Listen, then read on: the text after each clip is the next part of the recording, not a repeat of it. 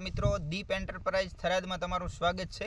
આજે આપણે ઘઉંની ખેતી બતાવીશું અને ઘઉંની અંદર એક ખેડૂત મિત્ર સાથે મુલાકાત કરી છે। તો ખેડૂતને પૂછીશું કે ઘઉંની અંદર કેવા પ્રકારનો ખાતર વાપરી શકાય, કેવા પ્રકારની દવા વાપરી શકાય, કેટલો ખર્ચો ઘટી શકે અને કેવું ઉત્પાદન મળે એ ખેડૂતને પૂછીશું। નમસ્કાર, આપણું પૂરું નામ બોલો ને। મારું નામ બ્રાહ્મણ મૂળજીભાઈ નાગજીભાઈ ભાટવર, ગામ તાલુકો વાવ, જિલ્લો વાવ, થરાદ વધુ ગણી શકાય આપણો। બરાબર, મૂળજીભાઈ નાગજીભાઈ બ્રાહ્મણ, ગામ ભાટવર, તાલુકો વાવ, જિલ્લો વાવ, થરાદ। મૂળજીભાઈ, તમે ઘઉંની અંદર અત્યારે આપણે મુલાકાત કરી અને ઘઉંની ખેતી આપણે જોઈ, તો આ ઘઉંની અંદર તમે પાયાની અંદર કયો ખાતર આપ્યો? અમે પાયાની અંદર પૃથ્વી અમૃત આપ્યો તો। પાયાની અંદર આ પૃથ્વી અમૃત ખાતર આપ્યો અને ઉપર છંટકાવમાં કઈ દવા વાપરી? બ્લેક અમૃત આપની છંટકાવ કર્યો ઉપર બ્લેક અમૃત।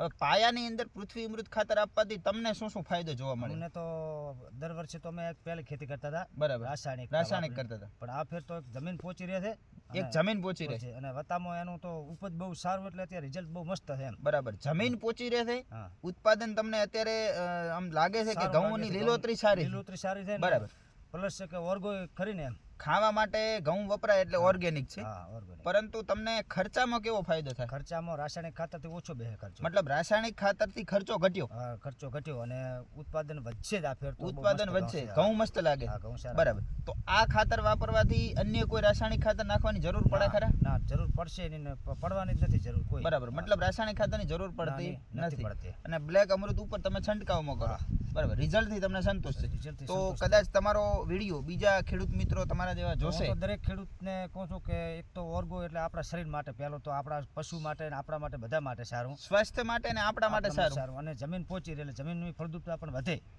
જમીન પોચી રહેવાથી જમીનની ફળદ્રુપતા વધે, મતલબ વાપરવો જોઈએ, ખેડૂતને ખર્ચો ઘટે, બરાબર।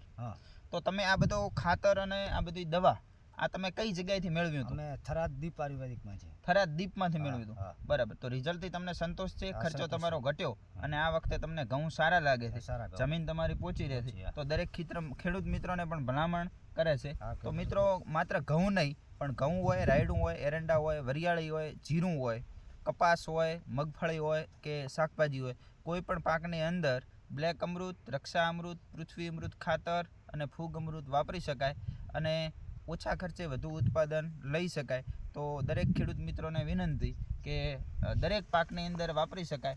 તમે અત્યારે જે ઘઉં જોઈ રહ્યા છો એ બહુ મસ્ત, એકદમ સરખા, નાના મોટા નહીં, અને આની અંદર કોઈ પણ પ્રકારનો રાસાયણિક ખાતર વાપરેલ નથી, માત્ર પૃથ્વી અમૃત ખાતર અને બ્લેક અમૃતનો જ ઉપયોગ કરેલો છે। રાસાયણિક ખાતરની જરૂર પણ નથી પડતી અને ખર્ચો પણ ઘટે છે।